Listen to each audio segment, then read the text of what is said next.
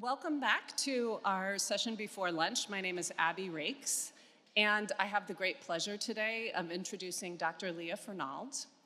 Dr. Fernald is the Brian and Jennifer Maxwell Endowed Chair in Public Health at the University of California, Berkeley. Her work has focused on how socio-economic conditions affect child development. And Lia has really made a number of groundbreaking contributions. I just want to highlight a few. She's published many influential studies integrating nutrition, health, and child development, starting many years back. And her work on cash transfers has shaped our understanding of how we invest in child development. Beyond research, I would like to comment that I, for one, very much appreciate Dr. Fernald's positive and contagious energy and her support for her many colleagues and the delight of working with her that I'm sure that many of you in the room have had. So please join me in welcoming Dr. Fernald.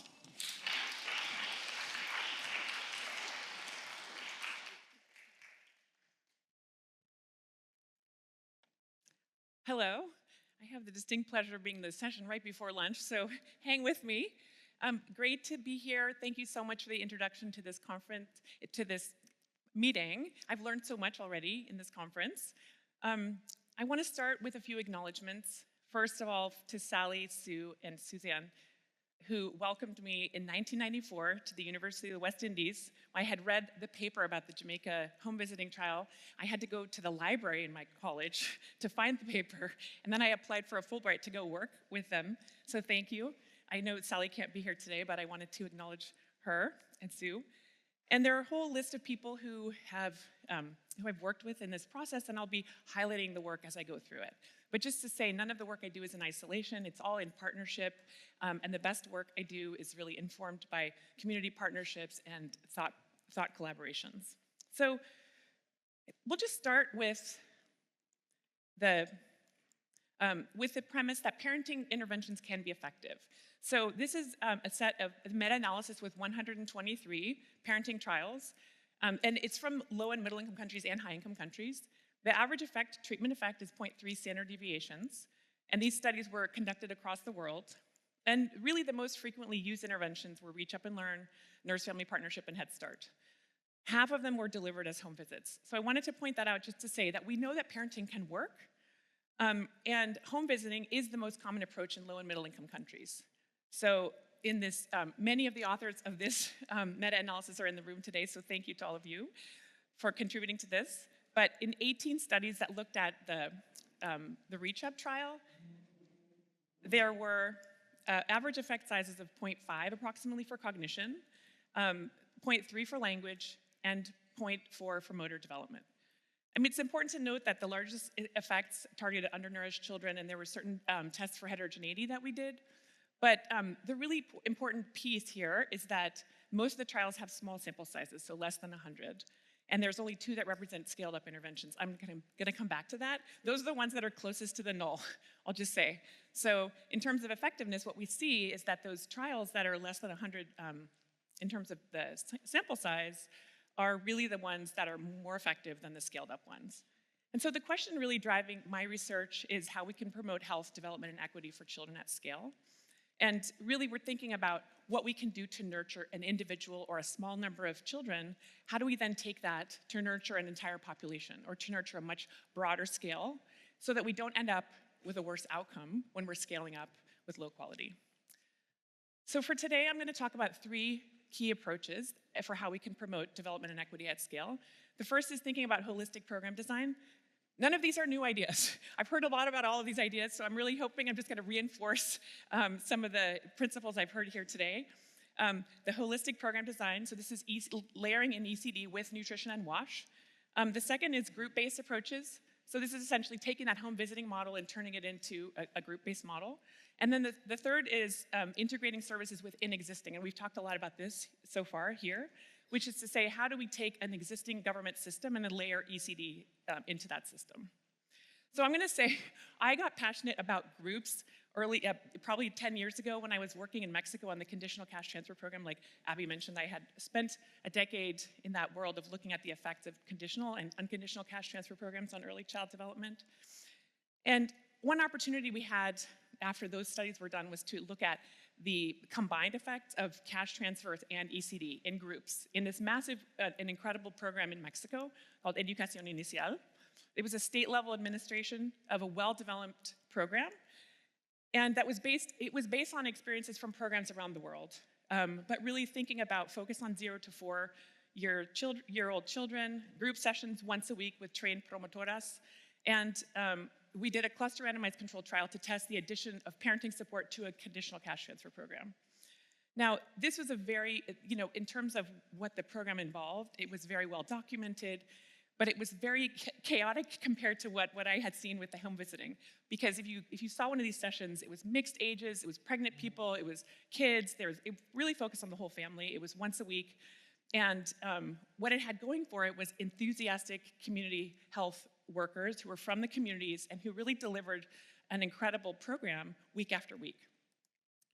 Interestingly, what we saw is that children's development benefited from the combined cash transfer and parenting support, but only when the two programs were mutually integrated and supported.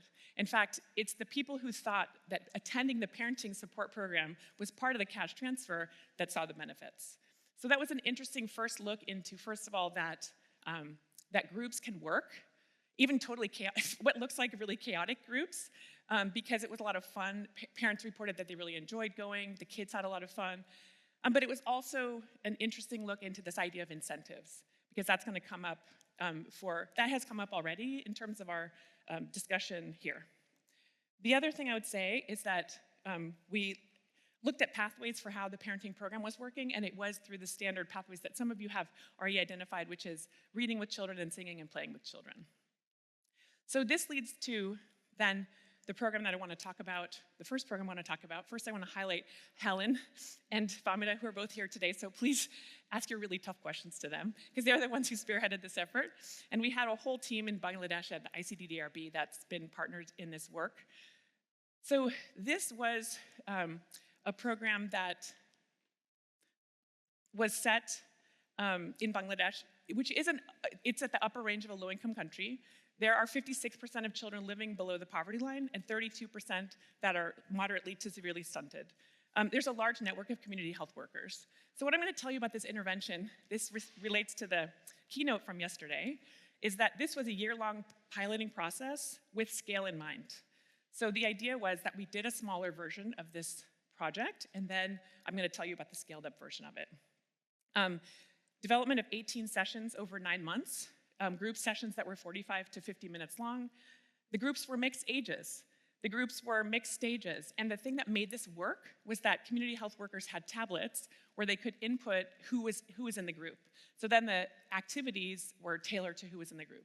So it depended on who showed up to the community health visit, to the group session. There was also a strong commitment to training, oversight, feedback, and supportive supervision. Then in terms of what it looked like, we had the early stimulation and responsive caregiving, as you would have seen. That's based on Renew, but it was developed to go further back. The standard REACH-up curriculum doesn't go all the way back into pregnancy, but then we added maternal and child nutrition, water, sanitation, and hygiene, lead consumption, maternal mental health. Now you might be thinking, oh my gosh, this is so many messages for a poor caregiver. How can they interpret all this? Because this is usually the criticism about trying to bundle all of this. But from our perspective, the nurturing care framework really highlights how important it is to think about the number of issues that children are dealing with, and how important it is to think about holistically thinking about a child's development. So what did we find? We found that Renew improved nurturing care outcomes. You can see the increase in play materials and activities, increased observation of caregiver-child interaction, increased hand washing, knowledge of lead, and a decrease in depressive symptoms.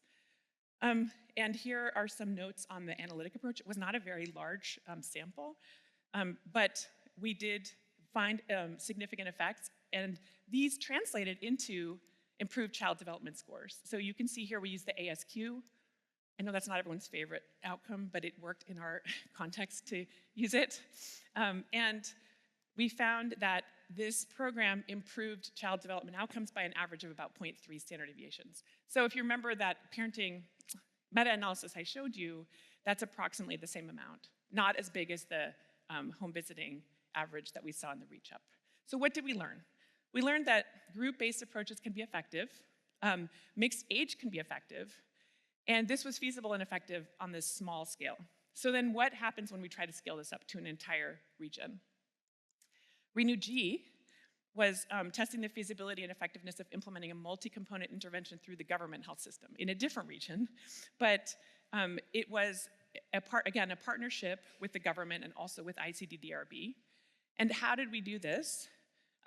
This was based on Renew, so it had the same components as that original intervention. There were 71 government health workers already working in one of the 45 community health centers.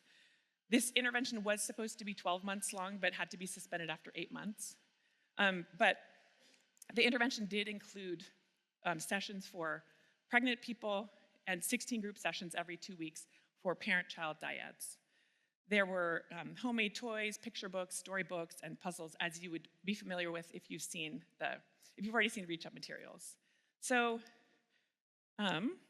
we had 7,718 dyads under 12 months in the region who were eligible to participate. Now, what did we find in this scaled up intervention? These results are in press at the moment. So I can tell you that 69% of the cohort participants were followed up, and 72% of the scheduled sessions were delivered. There were 53% who attended one or more sessions. You could already see that that's not as high as we would have wanted, but it felt like, again, this was offered, and there was not an incentive to participate necessarily, and it was offered as a community service. In the longitudinal cohort sample, attending 2+ sessions was associated with increased play materials, increased books in the home, and having heard of lead. So there are lots of interesting next steps. Helen's very busy working on these, and Famina too, of course, and the whole team. Ongoing work has identified spatial hotspots of high session attendance and multiple household characteristics associated with attendance. The folks who are going to the sessions are more likely to live closer to a community clinic, and the caregivers reporting more freedom of movement scores.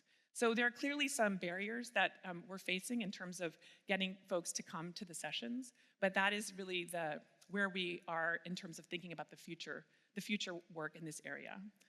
So what did we learn from this Renew and RENEW-G experiments and scale up? Integrating early child development messages with other messages is feasible, and it's a good strategy for improving outcomes. Mixed ages and groups can be effective as long as it's customized and tailored to those groups. The delivery of the curriculum must be consistent and high quality with intensive training and supportive supervision. I think that's a theme that's coming out. And I know that's a theme that Sue mentions when she talks about the Jamaica program and why it's effective. And scaling within the government system was feasible, and over half of participants attended at least one session. So you can see, though, that there is work to do to understand still what are the reasons for the heterogeneity in session attendance, how to sustain attendance in households that had just attended once, and then workload in healthcare workers. This is definitely coming across as a theme for many of the sessions that I've heard. Okay, so that's the approach of thinking about like a holistic, multi-sectoral approach to scaling up. The second one I'm going to talk about is really just group-based and thinking about group-based versus individual. So this was a study in Kenya that was really testing group versus individual. I'll start with that, and then I'll talk about the innovative work that Chi is doing in China. Msingi Bora, the design was testing, head-to-head testing groups versus a mixed delivery. So mixed delivery was just a couple groups, but mostly home visiting. This was not based on Reach Up. This was based on a design by Frances Abood, who has her own curriculum for early child development promotion, but it's very similar principles.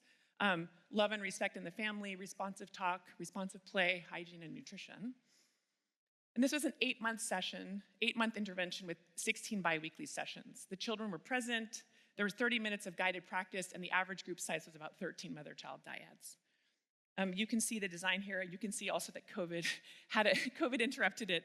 But what we had a design was that we had these 3 arms, then we had our follow-up survey, and then we did this booster extension This idea being maybe we could extend benefits because we had boosters. Essentially, you're learning a lot about infant and toddler behavior and cognitive support. But when you're thinking about then parenting a 3 to 4-year-old, there are very different issues that come up, and that's what we did in the boosters. So what were the findings from Msingi Bora? We found that the groups were effective, and that the effect size from the group delivery was larger than that of the mixed. And we also found that there was a better benefit-cost ratio for the groups. That's another paper that was led by my colleague, Itzlo Lopez Garcia. And what we also found, and this is a paper that's currently under review, is the sustained impacts over time.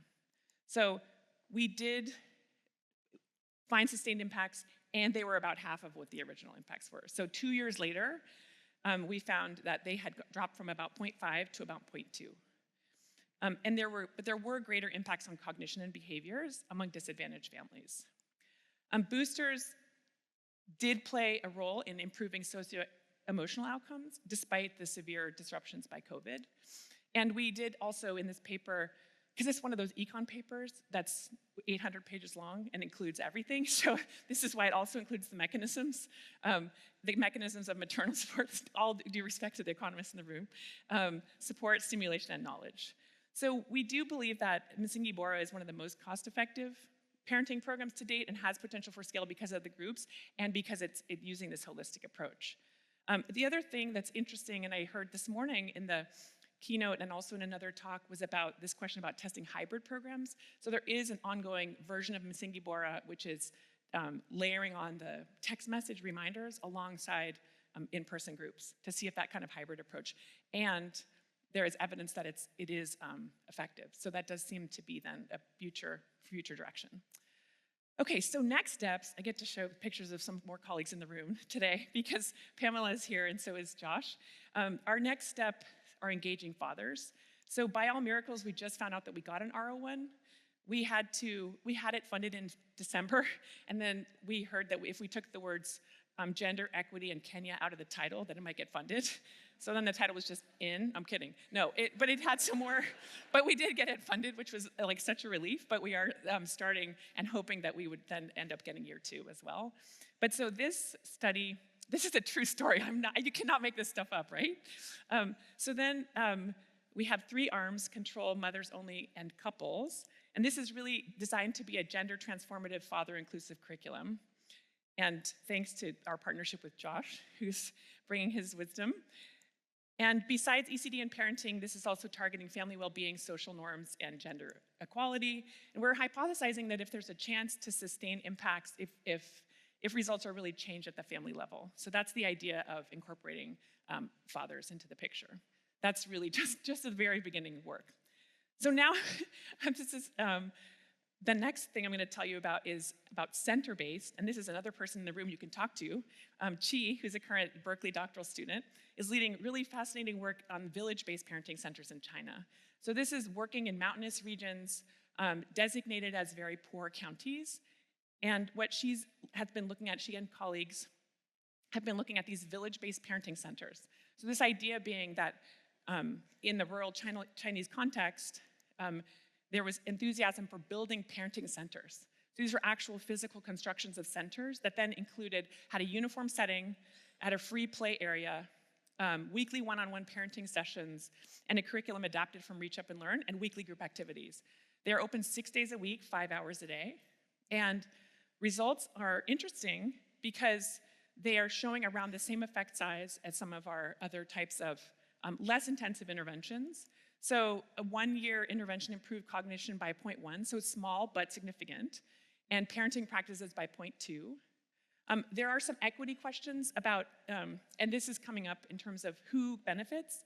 So longer distance and fewer social ties within the community are associated with lower participation rates. So that's a signal that maybe it's not able to reach everybody that the center wants to. And this is one paper that she presented yesterday, which is that the program's only effective for children whose caregivers did not have mental health problems. So then her work now with colleagues is also to do a factorial cluster randomized trial that looks at layering parenting support through the centers with a Thinking Healthy program to support mental health. So stay tuned for those results. She'll present them to you at some point in the future. So what can we say about groups? What can we say about groups? We can say that groups can be as effective or more effective than one-to-one home visits. They can be more cost-effective than home visits and are likely to be more enjoyable. At least what we found is that they're more enjoyable for caregivers because of the social support that they receive. Center-based care can also be effective and cost-effective approach and may be worth considering when feasible. But there's so many issues remaining, of course. How can participants receive individualized feedback? Maybe there's a digital possibility there. Maybe there's a way to layer a system of feedback. So if you have everybody meeting in a community center or at a group-based family center, that you could have one-on-one visits where relevant.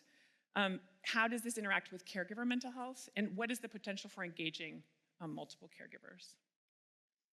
So then to the last category of work, this is integrating services within existing country-level systems. I'm going to tell you about a trial that really is a partnership that has been, how long has this partnership been? I'd say 20 years, with Emanuela, who's here in the audience, and Ann Weber, who was a doctoral student and is now a faculty member at the University of Nevada in Reno, and our wonderful collaborators in Madagascar, Madame Lise and Madame Lucy, who are developmental psychologists. This is the story of the trial in which we thought we had done everything right, and it still was a big fail. So this is the big flop. But then what I'm going to tell you is that we learned from the flop, and we will tell you how we're moving forward. So we thought we had done everything right. We flew in Christine Powell from the University of the West Indies to come. We had our really strong partnership with our developmental psychologists in Madagascar. We did a cluster randomized trial designed with the intention to scale. Again, we were thinking about scaling from the beginning. There was an arm with bi-monthly home visits for children. There were other arms too, but I'm not talking about those today. The arm I'm talking about is the scaled up, reach up. We added this paid community health worker to focus on home visiting. Not the most sustainable way to deal with home visiting, but it was what we had, what we were able to do at the time. And our total sample was 3,750 with stratified sampling and 10 households per age cohort per cluster. So remember when I told you that not all of these were effective?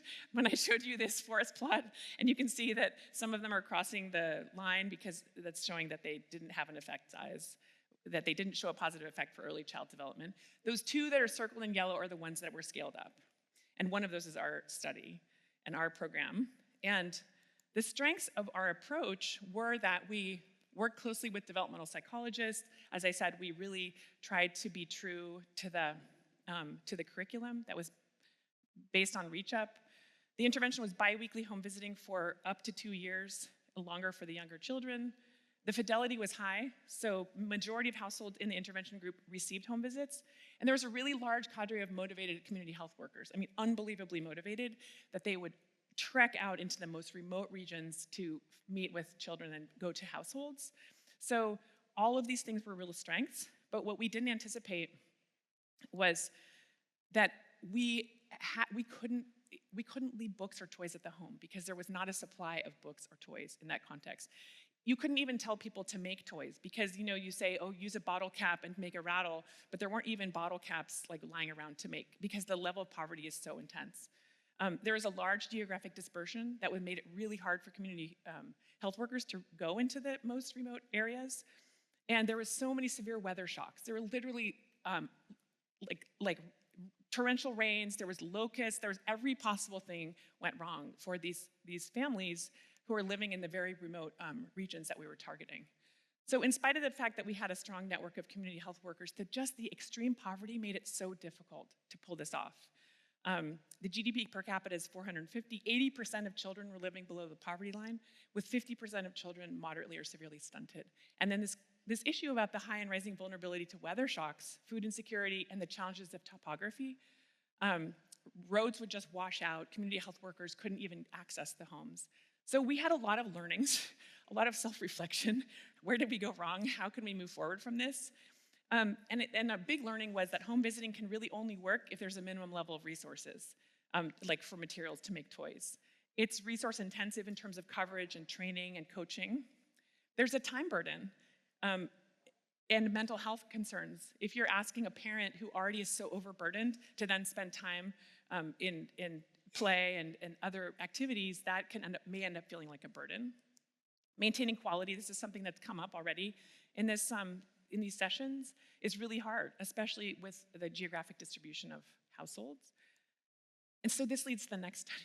This is the last one I'm going to talk about, the Mahai Mikelo, in which we were trying to understand the contextual constraints contributing to the lack of program effectiveness and thinking about moving forward. I would just say that one of the things that's been so amazing about working on this study is that it's been in partnership with the World Bank and with the government, and so there's a lot of energy and effort to try and understand it and to try and improve. So what we did with Mahai Mikelo, so we transitioned from home visiting to groups with home activities. So essentially we had a very detailed manual for community health workers.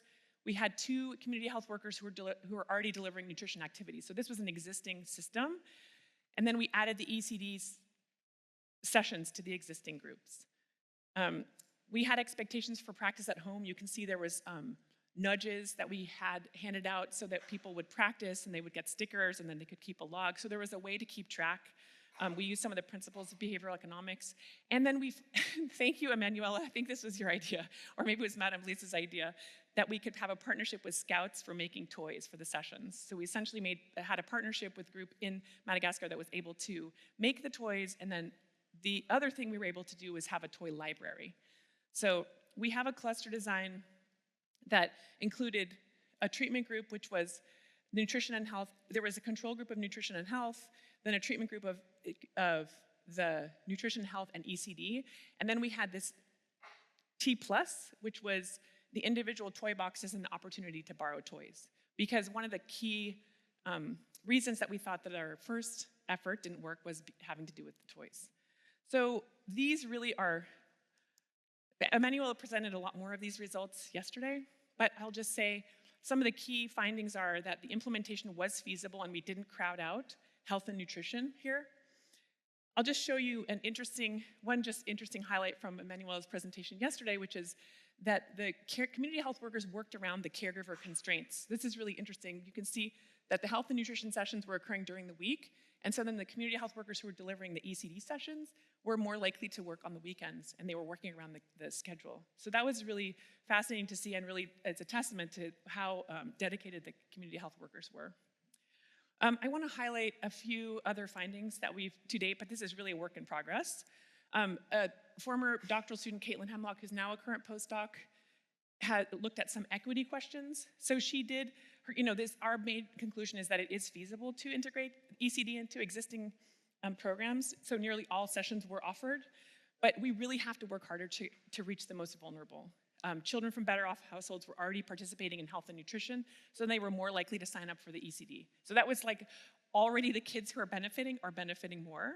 Communities that benefited most had health and transportation infrastructure, so those benefits are accruing to them. And the CHWs who are most effective, because we were also trying to figure out why are some CHWs able to be more effective in this context, were the ones who were employed with another job, suggesting they might have been more intrinsically motivated. So what are the next steps for this study? Eleanor, who's here today too, she can answer these questions about these, and then another collaborator, Paramita, who's at the University of Florida. We're really trying to examine what are the roles of weather and economic shocks. How can we use the mixed methods approach to understand the value of added toys? And then how can we also understand the community health worker ability to engage and deliver additional workload and to cope with unexpected shocks, given that the environment in Madagascar is so many shocks. So what are the summary learnings from integrating with systems?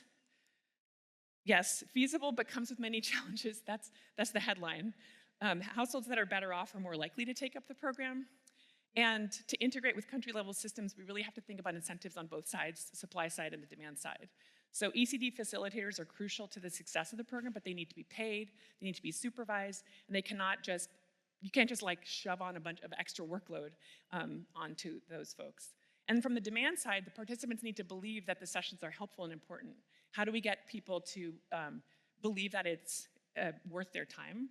And maybe we can think about what are the best approaches for getting participant buy-in to accommodate time constraints. I think that's something that has come up for several of our talks. So just to conclude, and then we'll have time for questions, some key conclusions. I showed you 3 possible promising options for scaling up. One is bundling ECD with other messages for this holistic, multi-sectoral approach. One is using groups or center-based approaches. And one is integrating ECD, layering it onto existing governmental systems. Regardless of any of these approaches, I think there's challenges for scale-up regardless. The supply-side and demand-side issues that I talked about, the quality control of intervention delivery and required oversight, the broader effects of living in extreme poverty. We talked about climate change a bit and overall environmental threats. These are real threats, especially in the regions where these kids are living, and underfunded government systems that cannot pay CHWs or deliver services. I cannot comment on the financing. That was such an interesting discussion yesterday, but that's really a key question. And then this, I hope we can talk about these questions that I've just posed here for us to discuss. I'm sure you also have questions, but my questions are, what is the best way to strengthen programs so that effects are sustained over time? How can fathers and grandparents and other caregivers be brought into the programs? How can programs integrate support for parental mental health while also promoting child development? What incentives could be incorporated for participants? What can we learn about incentives from cash transfer literature? And then finally, how can technology, including AI potentially, be leveraged to promote scale? So with that, I will end and just say thank you. And I hope that we'll have questions.